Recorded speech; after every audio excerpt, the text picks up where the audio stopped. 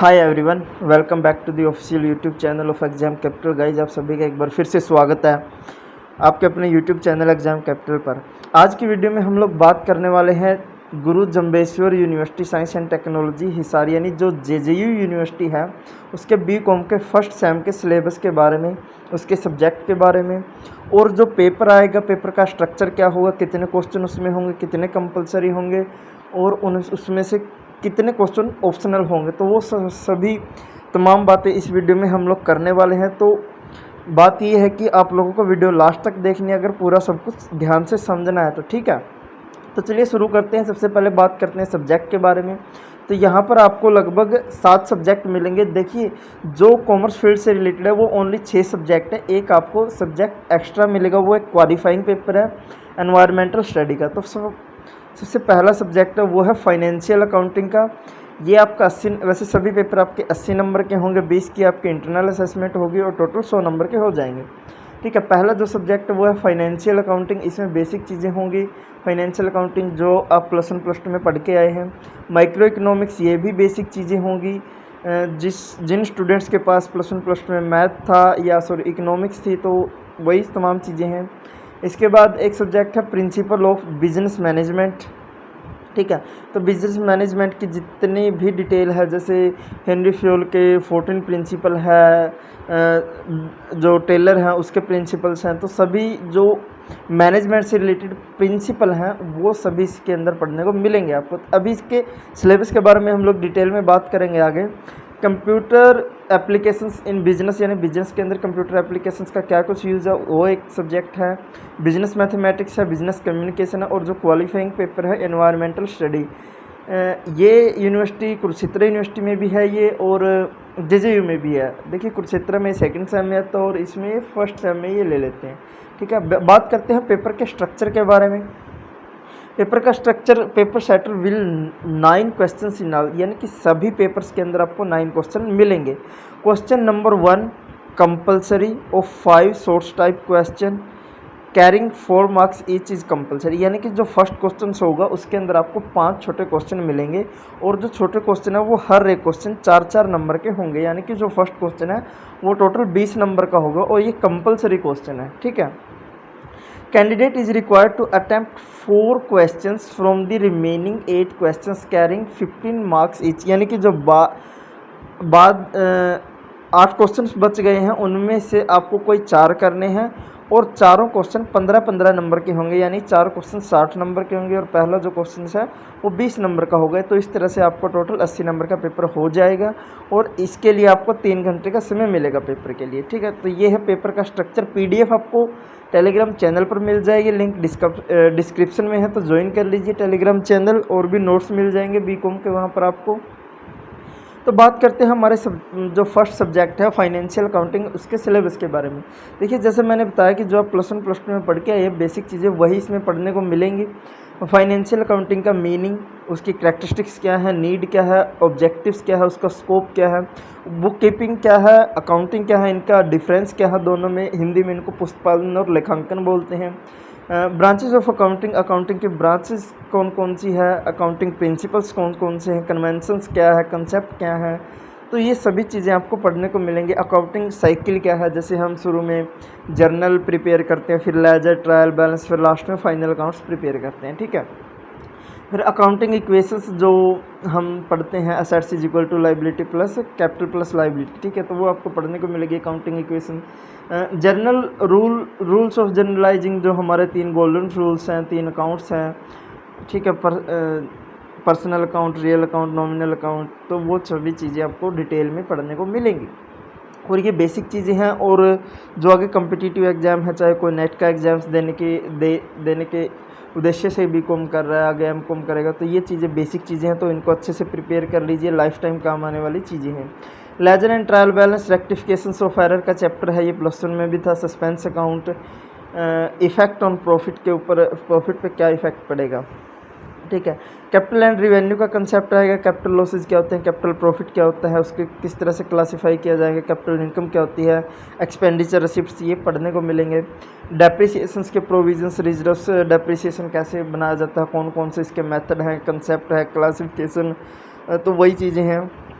और जैसे मैंने आपको बताया फाइनल अकाउंट्स में कौन कौन से आते हैं, हमारा ट्रेडिंग अकाउंट आता है, प्रॉफिट एंड लॉस अकाउंट आता है, बैलेंस शीट्स आती हैं और एडजस्टमेंट एंट्रीज आती हैं। ठीक है, तो ये सभी चीज़ें आपको पढ़ने को मिलेंगी, प्रैक्टिकल क्वेश्चंस मिलेंगे। प्रैक्टिकल क्वेश्चंस आपके एग्जाम्स में भी आएंगे और थ्योरी भी आएगी। ठीक है, अगर accounts for non profit organization, ये +2 के अंदर चैप्टर्स था जो हरियाणा बोर्ड से करके आए हैं, देखना तो काफ़ी अच्छे चैप्टर हैं और काम आने वाले चैप्टर हैं। कंसाइनमेंट अकाउंट हैं, अकाउंटिंग रिकॉर्ड्स, नॉर्मल एंड अब नॉर्मल लॉसेज क्या होते हैं, वैल्यूएशन ऑफ अनसोल्ड स्टॉक। ठीक है, तो बुक्स रेफरेंस दी गई है यूनिवर्सिटी की तरफ से, तो जो आपका टीचर रिकमेंड करे तो आप वही यूज़ करना। अगर आप देखना चाहते हैं तो देख लीजिए, लिंक आपको डिस्क्रिप्शन में मिल जाएगा टेलीग्राम को, वहाँ पर आपको PDF मिल जाएगी। ठीक है, तो चैनल को सब्सक्राइब भी ज़रूर कर लें। अगले सब्जेक्ट के बारे में बात करते हैं। अगला सब्जेक्ट है हमारा माइक्रो इकोनॉमिक्स। माइक्रो इकोनॉमिक्स में तो सबसे पहले बेसिक से ही शुरुआत होगी कि माइक्रो इकोनॉमिक्स का मीनिंग क्या है, नेचर्स क्या है, स्कोप्स क्या है, करैक्टरिस्टिक्स क्या हैं, माइक्रो इकोनॉमिक्स का टाइप क्या है, जैसे माइक्रो क्या है और मैक्रो इकोनॉमिक्स क्या है। ठीक है, इकोनॉमिक्स के दो तरह की इकोनॉमिक्स होती है ना, एक माइक्रो एक मैक्रो। उसकी थ्योरीज क्या है, थ्योरी ऑफ डिमांड क्या है, कार्डियन यूटिलिटी अप्रोच क्या है, डिमांड एंड सप्लाई के कंसेप्ट आपको पढ़ने को मिलेंगे। इंडिफरेंस कर्व अप्रोच क्या है, अजम्पशंस क्या है, properties, consumer equilibrium, price and income, substitutions effect, limitations, nature of demand, functions, elasticity of demand, price income cross, elasticity of demand, measurement methods of price elasticity of demand. जैसे ही आप पता है क्या, जिस स्टूडेंट्स के पास +2 में मैथ था तो उनको ये चीज़ें अटपटी सी लग रही होगी, लेकिन अटपटी नहीं है। जैसे आप पढ़ोगे ना तो ये चीज़ें आसान लगने लग जाएंगी। और मैं हमेशा एक बात कहता हूँ, जिस स्टूडेंट्स का बेस क्लियर है तो पढ़ने में उसको किसी प्रकार की कोई समस्या नहीं आती। तो बेस क्लियर होना बहुत ज़्यादा ज़रूरी है। ठीक है, उसके बाद है प्रोडक्शंस फंक्शंस का एक चैप्टर है जिसका meaning, concept, law, variable, proportions क्या हैं। ठीक है, स्टैंडर्ड्स क्या हैं, जैसे खैर वो आगे बात करेंगे जैसे आप पढ़ोगे। Economics and dis economics of scales क्या है, law of reference to scale क्या है, कॉस्ट का कंसेप्ट क्या है। देखिए, कॉस्ट अकाउंटिंग आपको जैसे आप BCom 5th सेम में हो जाओगे वहाँ पर आपको कॉस्ट अकाउंटिंग डिटेल में पढ़ना मिलेगा, लेकिन कॉस्ट कंसेप्ट इकोनॉमिक्स में भी होगी और उसकी ट्रेडिशनल अप्रोचेस क्या हैं, मॉडर्न थ्योरी क्या है, तो ये सभी चीज़ें पढ़ने को मिलेगी। उसके बाद है equilibrium of firm industry under perfect competition. देखिए, परफेक्ट कंपटीशन और भी 2-3 कॉम्पिटिशन्स हैं, मोनोपोलिस्टिक कंपटीशन्स क्या हैं, ये सभी चीज़ें पढ़ने को मिलेंगी और अच्छी चीज़ें हैं, लाइफ में काम आने वाली चीज़ें हैं, मैं बार बार बोल रहा हूँ। Equilibrium of firm under perfect competitions, price and output determination under monopoly, price determination under monopolistic competitions. ठीक है, चैम्बरलिन्स अप्रोचेस क्या है, मोनोपोलिस्टिक कंपटीशन्स वर्सेस मोनोपोली क्या है। तो बुक्स रेफरेंसेस इसके भी दिए गए हैं, तो जो टीचर आपको रिकमेंड करे तो वो यूज़ करना। अगर आप स्क्रीनशॉट लेना चाहते हैं तो वीडियो को रोककर स्क्रीनशॉट ले लेना। अगले सब्जेक्ट के बारे में बात करते हैं। हमारा नेक्स्ट सब्जेक्ट है प्रिंसिपल ऑफ बिजनेस मैनेजमेंट। इसके नाम से ही पता चलता है कि बिजनेस मैनेजमेंट के प्रिंसिपल्स के बारे में होगा। तो शुरू में इंट्रोडक्शन टू कॉमर्स, कॉमर्स क्या होती है, उसका concept, nature, importance, scope, components of commerce, evolutions of commerce, commerce and business क्या है। ठीक है, उसके बाद आएगा इंट्रोडक्शन टू मैनेजमेंट, मैनेजमेंट क्या होती है, उसके कंसेप्ट क्या है, कैरेक्टरिस्टिक सिग्निफिकेंस की, मैंने एक बिजनेस के अंदर, एक ऑर्गेनाइजेशंस के अंदर उसका इम्पोर्टेंस क्या है, उसकी प्रोसेस क्या है, मैनेजमेंट को इस्टेब्लिश करने के उसके फंक्शंस क्या हैं, क्या काम करती है। ठीक है, और किस तरह से मैनेजमेंट जो है वो कोऑर्डिनेशन बना के रखती है ऑर्गेनाइजेशंस के अंदर। ठीक है, मैनेजमेंट क्या है, एक साइंस है, आर्ट है, प्रोफेशंस है। ठीक है, तो ये पढ़ने को मिलेगा। उसके बाद अप्रोचेस टू मैनेजमेंट कि मैनेजमेंट की क्लासिकल अप्रोच क्या है, न्यू क्लासिकल अप्रोच क्या है, बिहेवियर अप्रोच क्या है, मॉडर्न अप्रोच क्या है। ठीक है, मैनेजमेंट साइंस अप्रोच क्या है, सिस्टम अप्रोच। तो जितने भी अप्रोचेस हैं, कंटीजेंसी अप्रोच, वो आपको पढ़ने को मिलेंगी। Management thought in ancient India कि जो प्राचीन भारत में था उस समय क्या था, मैनेजमेंट को लेकर क्या सोच थी। उसके बाद जो है मैनेजमेंट के जो 5 जैसे शुरू में प्लानिंग, ऑर्गेनाइजेशन, स्टाफिंग, तो इनके सभी चैप्टर आपको पढ़ने को मिलेंगे। तो प्लानिंग का कंसेप्ट क्या है, प्लान करने की प्रोसेस क्या है, उसका इम्पोर्टेंस क्या होता है एक बिजनेस के अंदर। ठीक है। टाइप्स ऑफ प्लान्स के टाइप्स क्या है, पॉलिसी क्या है, प्रोग्राम्स क्या है, स्ट्रेटजी क्या है, vision, mission, goals and objectives. देखिए ये सभी चीज़ें अलग अलग होती है और काफ़ी स्टूडेंट्स इनको एक ही चीज़ समझते हैं, लेकिन ये सभी चीज़ें अलग अलग है। जब पढ़ोगे आपको पता लग जाएगा। आगे है ऑर्गेनाइजिंग का meaning, principle, benefits of organizing क्या है, ऑर्गेनाइजेशनल स्ट्रक्चर क्या है, functional, line versus staff matrix, formal versus informal, organizational structure for large scale business, मतलब छोटे स्केल बिजनेस के लिए क्या ऑर्गेनाइजेशनल स्ट्रक्चर होना चाहिए, और बड़े स्केल के बिजनेस के लिए क्या ऑर्गेनाइजेशनल स्ट्रक्चर होना चाहिए। उसके बाद डेलीगेशंस का चैप्टर है।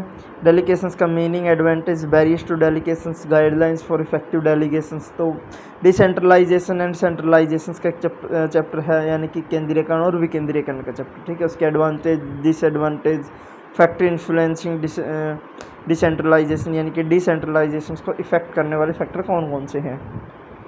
स्टाफिंग का जैसे मैंने बताया था, स्टाफिंग का चैप्टर आएगा। Meaning, importance, scope of staffing क्या है, स्टाफिंग आपको आगे एचआरएम पढ़ोगे उसमें भी पढ़ने को मिलेगा, अच्छा चैप्टर है ये, ठीक है। डायरेक्टिंग का कंसेप्ट, मोटिवेशंस का चैप्टर मिलेगा। Concept, objective, significance, approach to motivations क्या है। लीडरशिप का चैप्टर मिलेगा आपको। एक अच्छे नेता के अंदर क्या गुण होना चाहिए, अच्छे लीडर के अंदर क्या गुण होना चाहिए, उसका concept, significance, function, leadership styles, approaches to leadership क्या है। लास्ट में कंट्रोलिंग, उसका meaning, characteristic, control, process of control, prerequisites of an effective control system, controlling techniques क्या क्या है। जो कंट्रोलिंग टेक्निक्स का क्वेश्चन है वो कई बार पेपर में आ जाता है, और तो इसको प्रिपेयर कर लेना। इसकी भी रेफरेंस बुक दी गई है, तो देख लेना एक बार आप, ठीक है। हाँ, अगले सब्जेक्ट के बारे में बात करते हैं। अगला सब्जेक्ट है हमारा कंप्यूटर एप्लीकेशंस इन बिजनेस, यानी बिजनेस के अंदर कंप्यूटर एप्लीकेशंस का क्या यूज़ है। तो इंट्रोडक्शन टू कंप्यूटर से शुरुआत होगी कि कंप्यूटर क्या होता है, डेफिनेशंस क्या है, कौन कौन से कंपोनेंट होते हैं कंप्यूटर्स के, उसकी करैक्टरिस्टिक्स क्या है, इनपुट आउटपुट डिवाइसेस क्या है, मेमोरी क्या है, टाइप्स ऑफ मेमोरीज क्या है, मास स्टोरेज डिवाइसेस क्या है, introduction to modern CPU and processors क्या हैं, ठीक है। कंप्यूटर सॉफ्टवेयर क्या होता है, उसका introduction, types of software, system, application, utility software, ठीक है, प्रोग्रामिंग लैंग्वेज। तो ये बेसिक सी चीज़ें हैं। Introduction to operating system, types of functions operating system, real time applications क्या होती हैं, ऑपरेटिंग सिस्टम फॉर टैब्स, जैसे आजकल हरियाणा गवर्नमेंट ने 10th+2 के स्टूडेंट्स को टैब्स दिए हैं, तो उनके अंदर क्या कौन सा ऑपरेटिंग सिस्टम से, मतलब ऑपरेटिंग सिस्टम किस तरह से काम करता है। मोबाइल फ़ोन्स, एंड्रॉयड, और जैसे आप लोगों ने एप्पल के फ़ोन का जो सॉफ्टवेयर है उसका जो ऑपरेटिंग सिस्टम है वो एक अलग है। तो ये सभी चीज़ें आपको पढ़ने को मिलेंगी। ओपन सोर्स सॉफ्टवेयर उसका सिर्फ एक ओवरव्यू से दिया गया है, ठीक है। एप्लीकेशन सॉफ्टवेयर क्या होता है, spreadsheets, word processor, database management software क्या होती है, network, basic types of networks, topologies, media, hardware, software required for networking के लिए। इसकी आपको प्रैक्टिकल क्लासेस भी लगेंगी और प्रैक्टिकल आपको टीचर्स को बनाकर भी देनी है।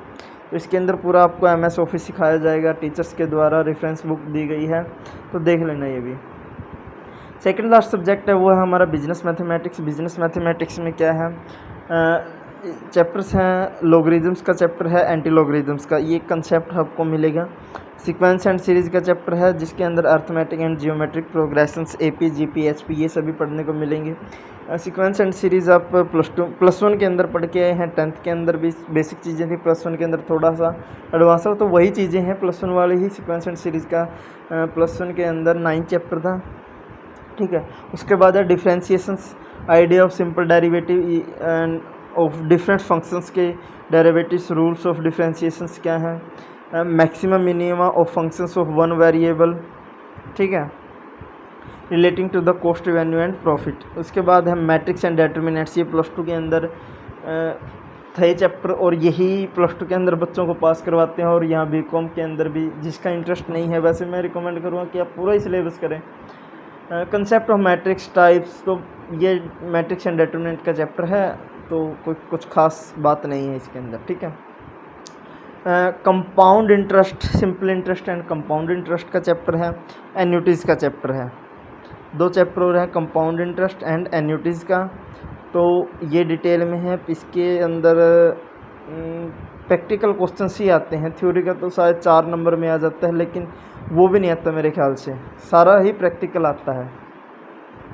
और वैसे लास्ट सब्जेक्ट की बात करते हैं, बिजनेस कम्युनिकेशन से। बिजनेस कम्युनिकेशंस क्या होता है, मीनिंग, फॉर्म्स ऑफ, आजकल इलेक्ट्रॉनिक कम्युनिकेशन होने लगा है, ईमेल के द्वारा, व्हाट्सएप के द्वारा, और भी कई चीज़ें हैं, जैसे गूगल मीट पर मीटिंग होती है। तो ये थोड़ा सा मतलब अपडेट करने की ज़रूरत है बुक्स को। मुझे ऐसा लगता है यूनिवर्सिटीज़ को, सभी यूनिवर्सिटीज़ को ऐसा करना चाहिए, क्योंकि टाइम बदल रहा है, चीज़ें बदल रही हैं और कम्युनिकेशंस के मेथड्स भी बदल रहे हैं। ठीक है, तो वो एक अलग बात है, तो वो हम सिलेबस के ऊपर फोकस करते हैं। फॉर्म्स ऑफ इलेक्ट्रॉनिक कम्युनिकेशंस क्या होते हैं, मॉडल्स कौन कौन से कम्युनिकेशंस को लेकर, प्रोसेस क्या है, थ्योरीज ऑफ कम्युनिकेशंस क्या है, कॉरपोरेट यानी कंपनी के अंदर कम्युनिकेशंस किस तरह का होगा, ऑडियंस एनालिसिस कंपनी किस तरह से करेगी, फॉर्मल और इनफॉर्मल कम्युनिकेशंस क्या होता है, उसका किस तरह से नेटवर्क बिल्ड किया जाता है। ठीक है, communication barriers, improving communications, effective presentation skills, individual and group presentations, practice in business communications, group discussions क्या होती हैं, मॉक इंटरव्यू क्या होते हैं। आजकल जो स्टूडेंट मतलब काफ़ी स्टूडेंट्स ग्रेजुएशंस के बाद जो है यूपीएससी की प्रिपरेशंस करते हैं, अगर आप यूट्यूब वगैरह पे देखते हो बहुत सारे मॉक इंटरव्यू आते हैं। ठीक है, तो वो क्या होते हैं, सेमिनार्स, रिपोर्ट राइटिंग यानी कि सेमिनार्स होते हैं। तो उनके अंदर जो मेन बातें हैं उस उनके रिपोर्ट को किस तरह से तैयार की जाती है, वो भी एक तरह का कम्युनिकेशन ही होता है। और कौन किसको कम्युनिकेट करेगा, ये सभी चीज़ इसके अंदर पढ़ने को मिलेगी। उसके बाद है सेल्फ डेवलपमेंट कम्युनिकेशंस क्या होता है, development of positive attitude, स्वॉट analysis. स्वॉट analysis का मतलब होता है, ऐसा मतलब स्ट्रेंथ, वी मतलब वीकनेस, ओ मतलब अपॉर्चुनिटीज़, और टी मतलब थ्रेट्स। तो ये कंप्लीट डिटेल मिलेगा और ये अच्छा एनालिसिस है, बार बार ये आएगा, काफ़ी सब्जेक्ट में इसका यूज़ है। ठीक है, बॉडी लैंग्वेज, और इसके अंदर कई ये लैंग्वेजेस दिए गए हैं, किनीज़िस, प्रोक्सीमेक्सिस, ये पता नहीं क्या अलग ही नाम है, paralanguages, principles of effective listening, oral communication, written communication, video sessions क्या होते हैं, जैसे मैंने आपको बताया था कि आजकल गूगल मीट, जूम ऐप पर वगैरह मीटिंग्स होती हैं। Interview skills, appearing and conducting. ठीक है, राइटिंग रिज्यूम्स क्या है, रिज्यूम्स कंपनी के अंदर स्टूडेंट्स क्या मतलब ग्रेजुएशन पोस्ट ग्रेजुएशन के बाद जॉब के लिए जाते हैं तो वहाँ पर रिज्यूम मांगते हैं।